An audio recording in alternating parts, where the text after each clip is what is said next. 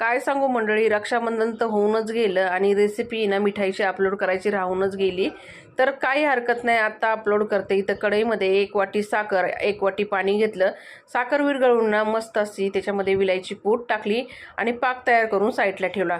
परत परातीमध्ये ना 4 चमचे घी घेतलं, त्यामध्ये बर्फ टाकला. बर्फ त्या घीमध्ये चांगला मिक्स करून घेतला. चांगला क्रीमी बॅटर झालं तर बर्फ त्याच्यातून काढून टाकला आणि नंतर त्यामध्ये ना 1 वाटी मैदा टाकला आणि 1 चमचा बेसन पीठ टाकलं. थंडगार दुधामध्ये बॅटर तयार करून घेतलं आणि चाळणीने चाळून घेतलं, चांगलं गाळून. बर्फाच्या पाण्यामध्ये ना टोप ठेवून घेतला आणि इकडे तेल गरम करून घेतलं टोपामध्ये.